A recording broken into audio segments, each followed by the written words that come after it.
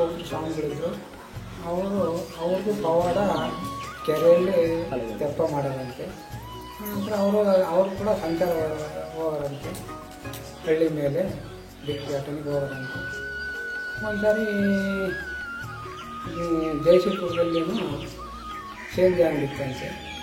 ಅಲ್ಲಿ ಹೋದಾಗ ಅವರು ಟೀಕೆ ಮಾಡಿದಂತೆ, ಆಸೆ ಮಾಡಿದಂತೆ.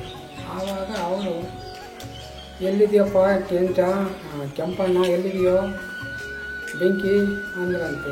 ಆವಾಗ ಆ ಸೇಂದಿ ಕೂದಲು ಒಚ್ಕೊಂಡು ಉರಿತಂತೆ. ಆ ನಂತರ ಅವರು ತಪ್ಪಾಯಿತು ಅಂತೇಳಿ ಅವರಿಗೆ ಕ್ಷಮೆ ಕೇಳ್ಕೊಂಡು ಊರಲ್ಲಿ ಉತ್ಸವ ಮಾಡಿದ್ರು. ಅದೇ ಎರಡನೇದಾಗಿ ಒಬ್ಬರು ಸ್ವಾಮಿಗಳಿದ್ರು. ಅವರ ಒಳಗೆ ಮುಳುಗಾರಂತೆ. ಆ ಮುಳುಗಿದಾಗ ಅಲ್ಲಿ ಹುಡುಕಿರೋ ಸಿಗ್ತಿರ್ಲಿಲ್ವಂತೆ. ಅಲ್ಲಿ ಹುಡುಕಿರೋ ಸಿಗ್ತಿರಲಿಲ್ಲ. ಅವರು ಬಂದು ಇಲ್ಲಿ ಬಂದು ಅಮ್ಮನವ್ರ ಹತ್ರ ಇರೋರಂತೆ. ಅದನ್ನು ನೋಡಿ ಜನಗಳು ಇಲ್ಲಿ ಬಂದು ಅವರು ಇಲ್ಲಿ ಕಾಳನ್ನ ನೆಲೆಸಿದ್ದಾರೆ ಅಂತ ಪ್ರಚಾರ ಮಾಡಿದರು. ಆನಂತರ ಅವರಿಂದ ದೇವಸ್ಥಾನ ಆಯಿತು. ಆನಂತರ ಅವರು ಪವಾಡಗಳನ್ನು ಶುರು ಮಾಡಿದರು. ಚರ ಅಂತ ಊರಲ್ಲಿ ಭಿಕ್ಷೆಗೆ ಹೋಗೋರು. ಅಲ್ಲೆಲ್ಲ ಭಿಕ್ಷಾಟನೆ ಮಾಡ್ಕೊಂಡು ಪವಾಡ ಮಾಡಿ ಎಲ್ಲ ಕಡೆಗೂ ಅವರು ತೆಪ್ಪೋತ್ಸವ ಅಂತ ಕೆರೆಗಳನ್ನೆಲ್ಲ ಮಾಡಿದ್ದಾರೆ.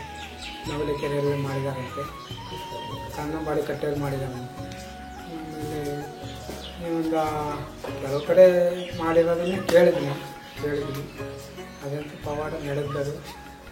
ಅವರು ಯಾವಾಗಲೂ ಸೇವನೆ ಏನಪ್ಪ ಅಂದರೆ ಜೇನುತುಪ್ಪ.